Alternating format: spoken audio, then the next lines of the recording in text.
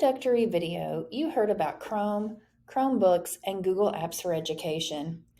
In this video, we will cover 4 essentials for using Google Tools that go a little bit deeper so that educators can make Google Tools work for them in their classrooms. We'll learn about logging into the Chrome browser, students using their Chromebooks, Google Drive for productivity, and integrating Google Apps and Drive within Canvas. Let's first talk about logging into the Chrome browser. Any Knox County Schools user can install the Chrome browser to a device.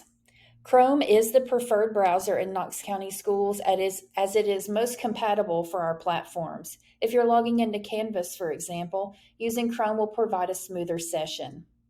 If you need to download Chrome onto a Mac, please go to KCS Self-Service.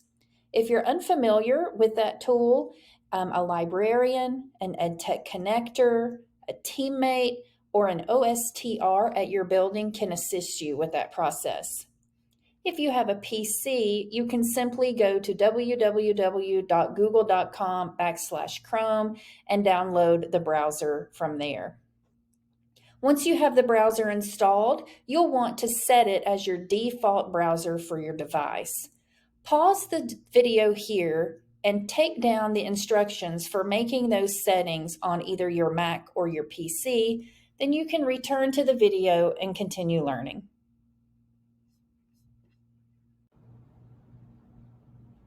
To sign into Chrome, first, activate the Chrome browser from your device. Once the browser opens, in the upper right, you should see an icon. If you've not logged in before, your icon may be blank or you may have a symbol inside.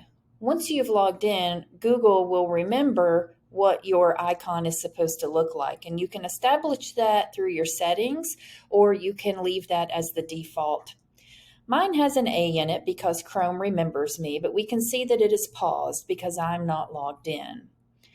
Whether you're paused or logging in for the first time, you'll simply open your icon and click Sign In. To sign into the Chrome browser, you use your typical KCS credentials. You enter your Knox Schools email, followed by your Active Directory password, and now your icon will change to something specific to you. You can see here that mine has become an A, and it is now logged in with my preferences. Those preferences include bookmarks that follow me and can be accessed from any device that I log into Chrome from.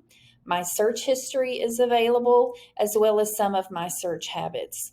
So logging into Chrome can make accessing your work and your productivity much more convenient. Now let's look at students and their Chromebooks.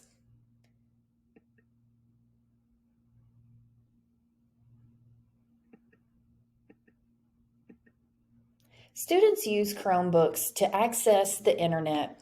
From there, you as the teacher can direct them to specific sites and platforms like Canvas. Because Chromebooks are Google devices, their productivity tools are rooted in Google Drive. When a student logs in to the Chromebook, they are automatically logged into the Chrome browser and their Google Drive. When in their drives, students have access to various productivity tools such as Google Docs for word processing, Google Slides for creating presentations, Google Sheets for data manipulation, Google Forms for gathering surveys, and lots of others are available. When students create work in these apps, they can share them, store them in their Google Drives, or submit them through other tools like Canvas. There may be times when you want students to capture what's on their screens as an assignment submission. Maybe students have used the drawing app in Google Drive to create a diagram of something. Students can use the capture tool on their Chromebooks to screenshot some or all of their screens. You might also want them to record themselves providing an oral response or an explanation. They can also use the capture tool for that. Check this out. On a Chromebook, there are a couple of ways you can activate a screen capture. You can press the Control, Shift, and Show Windows buttons simultaneously to activate the screen capture tool. Or in the lower right of your screen, you can open the Quick Settings menu and select Screen Capture. When Screen Capture is activated, you can make choices about what you want to include in your shot. Let's see the Screen Capture tool in action.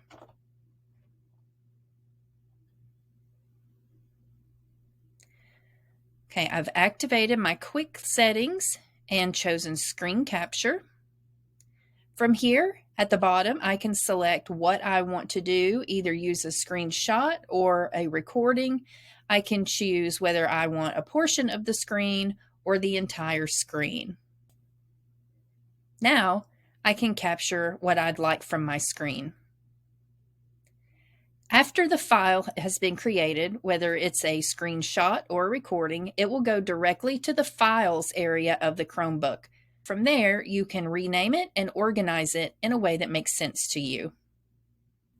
Screen captures and recordings can be effective tools for sharing your work with others. We've talked quite a bit about Google Chrome and Chromebooks. Now let's talk specifically about Google Drive, which can be a helpful tool for students and teachers. You may notice that even though I'm signed into Chrome, there is an additional sign-in button in the lower part of the screen. This allows you to log in to Google Drive. When I click Sign In here, often nothing will happen, but what has actually gone on is Google has logged you in the background. You can check to see if you're logged into your Google Drive by opening the Google Waffle, go to Drive, and then look in the upper right. You should see an icon similar to the icon that appears in your browser window, but it will typically be accompanied by a KCS logo or something else if you have set it to something specific. If you see this icon in your Drive screen, then you are logged in to Google Drive. It's useful to sign into your Google Drive so that you can access all the documents you've created or perhaps create new ones. Access your Google Drive from the Google Waffle. If you're logged in, you'll see your icon in the upper right part of the screen. You'll see in my Drive, I have lots of folders and documents here because I have created them and organized them. Google Drive allows me to create new folders, upload files and folders, and create specific document types right here from inside of Drive. I can select more to see the other apps that Google offers through our KCS Google accounts. I'm going to create a practice document called Demo Document so we can see how a few things work. I'm going to add some text to this document, and now I'm going to think about sharing this document. Because Google items live in the cloud, I can give others access to them rather than just me as the author having the only access to a file. I give others access by utilizing the share settings. The share settings can be found in the upper right of the screen. When I open them, I'm presented with a few options. The first thing I want to look at is general access. This tells me who can access my document. Currently, restricted is chosen. That is the default.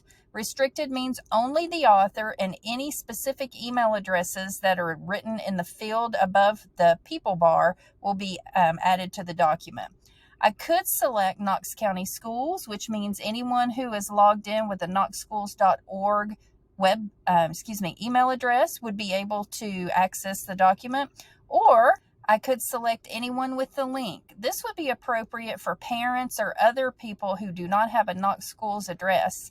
I can copy the link and post it to Canvas, in a parent square message, through an email, etc., to give my desired audience access.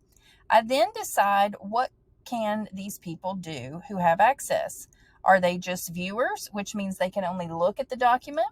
Can they comment on the document? Or perhaps do I want them to be editors? If I want them to be an editor, they will have full addition and deletion rights, so you have to be very careful about the situations where you grant people full editing rights. Now that my document is created and I've made decisions about the share settings, I want to organize it, which means I'm going to tuck it into a file folder. I went to the file icon at the top of my screen, and that brought up my file structure within Google Drive. I'm going to select a folder I have called Practice, and then I'm going to move my document so that it now lives in the Practice folder. This makes it easy for me to find things in the future. Lastly, let's talk about integrating Google Apps and Drive within Canvas. Pause the video here and take down these steps for integrating your Google Drive and your Google Files within Canvas.